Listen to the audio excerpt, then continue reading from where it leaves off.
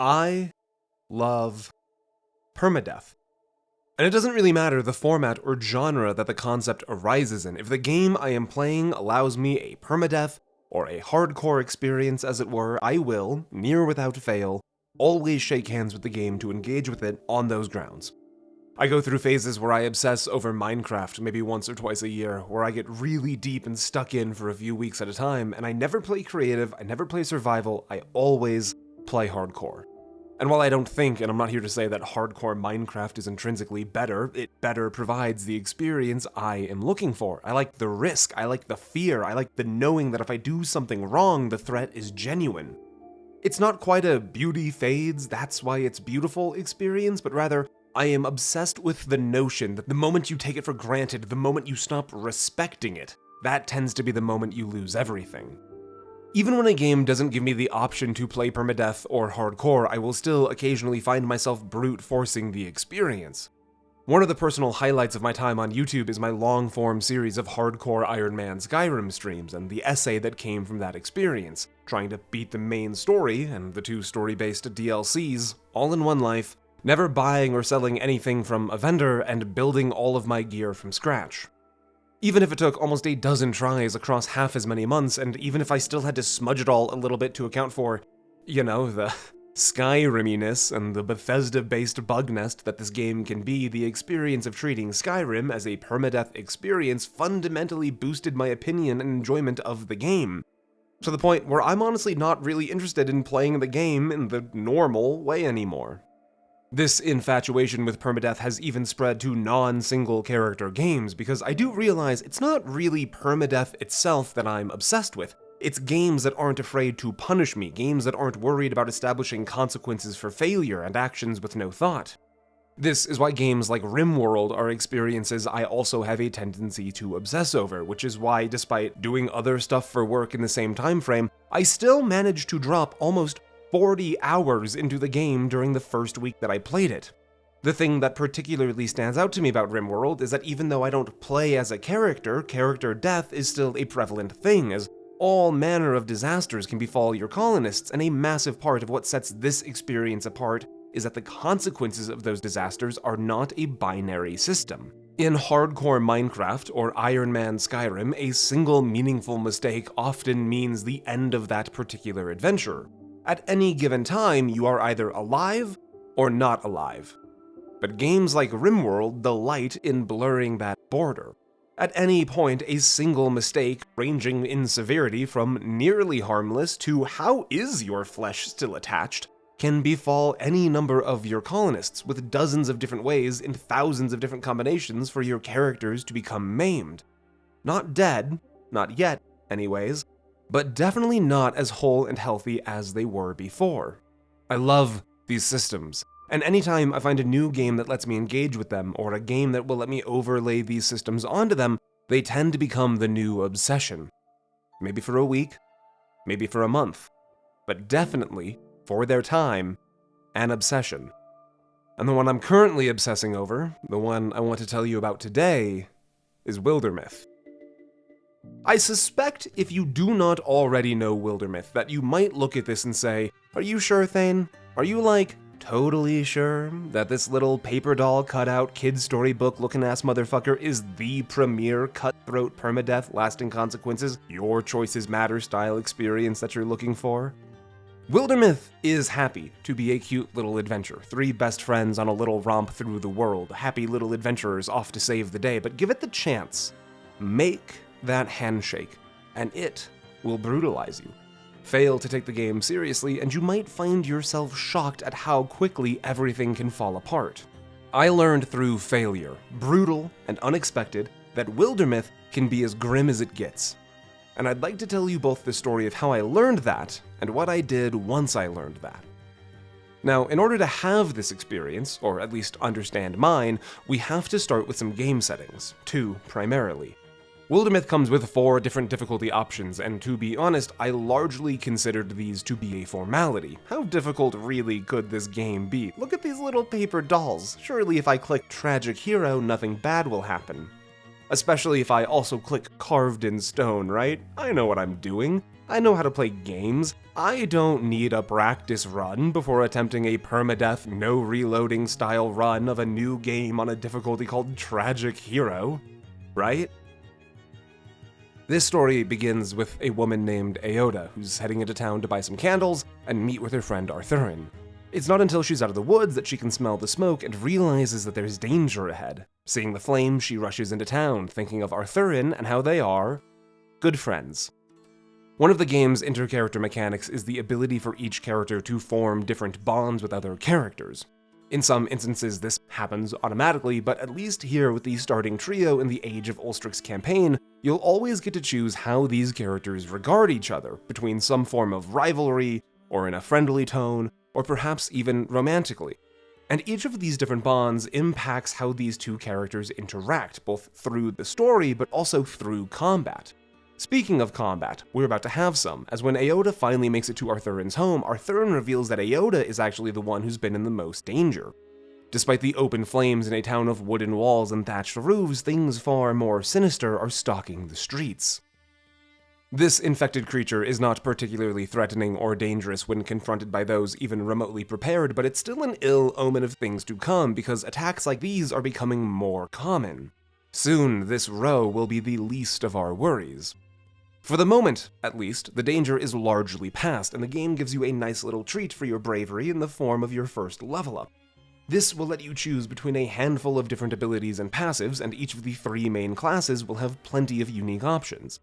That said, it's still important to be careful in your consideration of them, because even within a singular class, there's a lot of potential to your build variety, and it's important to recognize the first thing you choose as a very foundational building block. We now have the town under control, but we're still down a man. Aoda and Arthurin take to the woods, having made plans to meet at the old tower with Wardveer, who is also a good friend.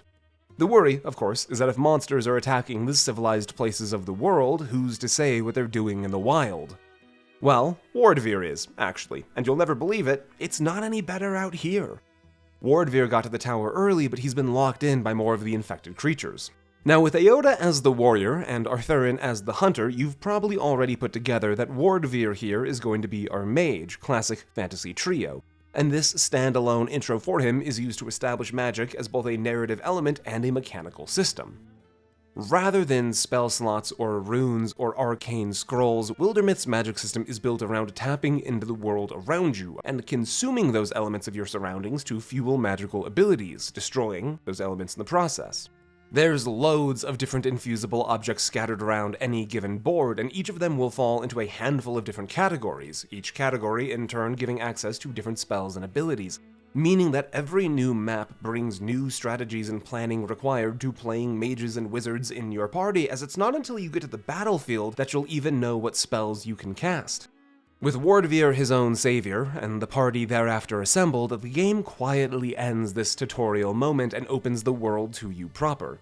It starts small town and local area, but as our band of heroes-to-be travel the land, they will find a wide world awaits them.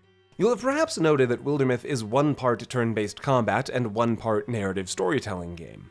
What I haven't really discussed is that Wildermyth, like RimWorld, is an emergent storyteller, wherein events will happen to your characters largely at random. This means that much like Dungeons & Dragons, there's sort of 2 stories always happening, one for the overarching campaign and one for the characters themselves, and for the purpose of this experience, it's this second inter-character narrative that I find to matter so deeply. Early into Year 3, Aoda and Arthurin settle into a tavern for the night. After a long stint of sleeping on the dirt in the wild, a proper bed is a welcome relief, but what isn't so welcome is Arthurin's mother. As a small aside, it doesn't take a genius to look at this face and recognize that Arthurin isn't happy, but I love this comment from Aoda, asking if this is the same mother who Arthurin has talked about before. This is the first that I'm hearing of the woman, but clearly in the months since the game started, this woman has been in private conversations before, and I love the implication that Aoda knows more about Arthurin, one of the characters in my own party, than I do. This leads to a particularly interesting bit of addition that other games in this sort of format lack. If you were to play a Nuzlocke in Pokemon, for example, none of your Pokemon ever showed that they have any real regard for any other Pokemon in your party. Should a party member die, you're the only entity with emotions there. But here, Wildermyth is showing that actually, your characters will actively care about, or at least regard in some way, the other members of your party. They will have opinions about people, and they'll form bonds without regard for you as the player. Now, Arthurian comes from an abusive house, and that mistreatment was pretty omnidirectional. And that mistreatment still comes naturally to her mother, even years later, asking for 2 minutes to explain herself, only to take up hours of the night with what the game describes as a well-practiced speech. She asks Arthurian for money, for attention, for time, but what she gets is nothing. No money, no attention, but no hate or anger either from Arthurian. I think it's pretty clear that with her time on the road and with her friends, she's just outgrown her childhood. She's learned to recognize that the friends she cares for and that care for her matter more than a parent who never cared at all. And this scene between the two of them, between Eota and Arthurian, made me so excited to see who Wildermyth would reveal himself as. What relationships would he form? I think it's important to note here that events come in more forms than just relatable character moments, because Wildermyth is not just a turn-based combat game, or a narrative game, or even an emergent storytelling game. It is also a real-time strategy game. It is something of an art form to recognize the best use of your days in Wildermyth, as there is no shortage of planning that is required to play Wildermyth to its fullest, at least here on the more challenging difficulties, because everything is important, and it all requires the same base resource, your time. The challenge is in recognizing that the list of things to spend your time on is massive, and so too then is your chance of misusing it. Because over the course of your adventure, you have to manage travel time and building defenses to repel incursions and building bridges and tunnels to better facilitate movement around the world, and you can build workshops and outposts to help you upgrade gear at the end of the chapter, and you can restore villages and towns to help you recruit new people, but you also need to spend time clearing out infected tiles and being proactive with where you take your fights, because as the days go by, your enemies will be getting stronger as well, meaning that holy shit, there's just so much to do. And doing it wrong can be its own disaster. I never got to learn who Wildermyth was, or who he could become. Wildermyth never even made it out of Act 1 of this 3-act campaign, and when Eota and Arthurian eventually made it to Act 3, the final chapter of the Ulstrix campaign, decades later, with new friends and raised children in tow, it was clear that over the course of the game, I hadn't done it right. I'd misunderstood the game, I hadn't taken it seriously, I'd used my time poorly because I didn't respect that the game might actually punish me for doing so.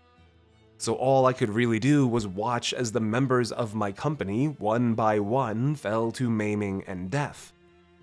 I've talked about this style of defeat before, primarily in my video on GTFO, seeing the end closing in and recognizing that it isn't really this moment where failure met you. You shook hands with it long before it came to collect, you just didn't realize at the time that a deal was being made and that you were on the wrong end of it. I can't really explain, I don't think, in the time I have here, why this sucked, why this felt so bad, because it would mean explaining and retelling the entirety of this first campaign. I can just hope that you've played something similar, that you've lost a favorite party in a Nuzlocke, that you've lost a hardcore Ironman in old school RuneScape, that you've felt the distinct sting of getting attached to something and then losing it, inconsequential as a game may be. Because then, at least, you'd get it. And you'd also understand how good it feels to run it again. Campaign 2 felt good for all of the reasons Campaign 1 did. The whimsy, the design, the overall everythingness of the way the game is, the chance to develop attachment to these characters, a thing I did with no reservation, even with the failings of Campaign 1 still fresh in my mind. One thing I want to highlight is how little it apparently takes for me to develop an attachment to my characters in this game. Very early on in Campaign 2, my warrior and my mage, Grenera and Molvea, stumbled across a very literal font of magic. Molvea rejoiced at how easy it was to feel the weave interconnecting everyone and everything, and Grenera expressed sadness at recognizing that there seemed to be an entire layer to the world that she couldn't feel. And then, like the classic barbarian archetype that she is, she pondered what would happen if she just drank the magic. And then she did that, and what she got was so blasted onto her ass by raw magic power that it irreversibly stained her skin blue, and connected her to that magic underlayer of the world that before she could only ever wonder about. And honestly, that didn't feel like a lot to write about.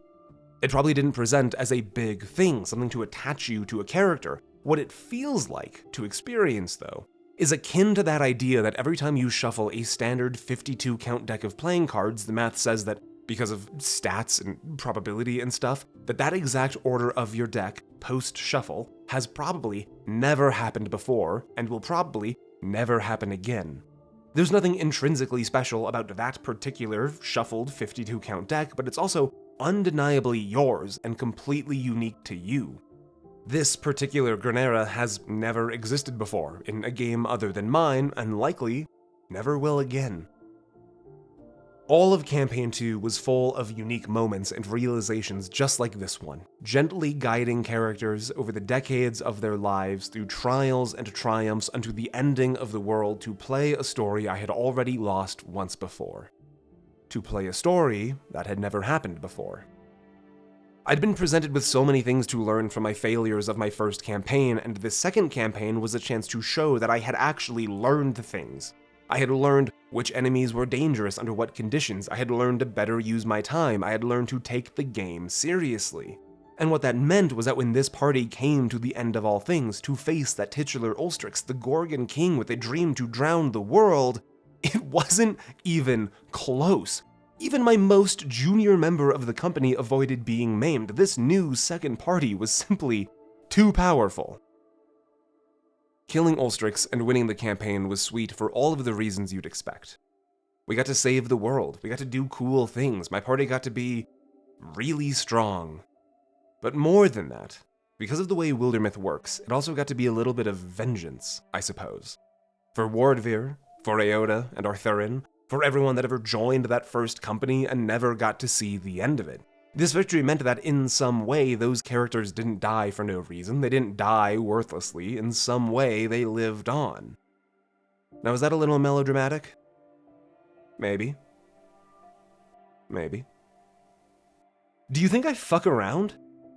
Do you think I play games to not care about them? Do you think when I go to bat and claim that video games and this interactive medium are the best ways to tell and experience a story, I'm just typing words on a page for the distinguished pleasure of hearing myself say them later? Fuck you, this matters to me. Wildermyth matters to me. A story in this format matters to me because I think it's important to recognize that, yeah, actually everything can be taken from you. You can lose. And if you don't take the danger seriously, you probably will. I love when a story makes me feel that kind of risk. Do you have any idea how long it's been since I saw a genuine, honest-to-God, no-foolin' game over screen?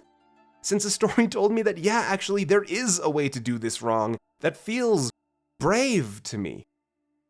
It's an element of game design that many of the best games of our era, for no matter their difficulty, fail to actually commit to. Elden Ring, try again as many times as you need. Cyberpunk, just reload your quick save. Skyrim, yeah, the bandits do be chopping off our heads, whatever.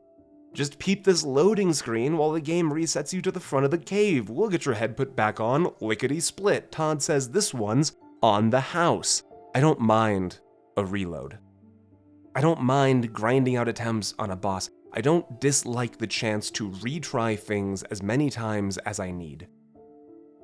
But oh man, I love the risk, I love the gamble, I love the hardcore, I love the nuzlocke, I love the permadeath. And I know that carved in stone is optional, but for how I approach this game, it might as well be the only option. With all of this in retrospect, clicking this little button basically defined my experience with Wildermyth. It brute-forced attachment and caring and a real connection with the members of my party because the game did such a good job of both giving these characters life and also establishing that if I wasn't careful, I could lose them and fail the world, and then I did. But it also let me try it all again. Not with the same party, that's a mistake I can't fix, but with a new party. It let me recommit. It let me prove that I'd learned, that I'd grown, that I respected the experience now, having seen what can go wrong when I don't. And you know what? It feels good to win. Hey! So, welcome to the outro. I hope you liked this one. Since you're here, I want to chat for a second. Since this project began, I've received probably 15 or 20 emails, depending on how you want to class follow-ups and did you see my last email type emails, of people and companies trying to get me to sell you a product in exchange for money. And I've turned them all down because I haven't cared about the product or didn't trust the company. Except you, Awaken Realms, you guys are great. They sent me this cool box with no strings attached, no money changing hands, no restrictions on what I say about Fall of Avalon, if I say anything at all. Very cool. You will be hearing more about this. I want to be clear. You will, inevitably, see me doing sponsorships on this channel eventually. But so much of my channel is built on my genuine experience with games and my real emotions and my attachment to this art form that were I to interrupt that, to try and shill some mobile game that you and I both know I don't care about, it would damage my integrity, I suppose. So I'm only interested in telling you about a product or a game if I personally use and enjoy that product or game, and that means that I leave a lot of money on the table. And I'm okay with that, because my supporters on Patreon help make sure I have enough. It's not just that they're helping me produce my content, they're helping me keep that content as close to my ideal design as I can make. No interruptions, no compromises, no guilt or worry about not taking potential deals if I don't like them. I say thanks to them at the end of every video, but I've been getting way more sponsor emails than normal, and I suppose I'm just extra grateful to them right now. If you want in, patrons get early access, names and credits, you know, the usual. Starts at a single US dollar. That said, I need to say thank you to my executive funders, those being Ivan Thanosi, Daddy Biscuit 22, Jordan, Device MD, New Kind of Tired, T.Log, Charlie Bell, Ginger Crow, and William Wheatley, as well as everyone else over on Patreon for helping make this content possible. Have a good time zone.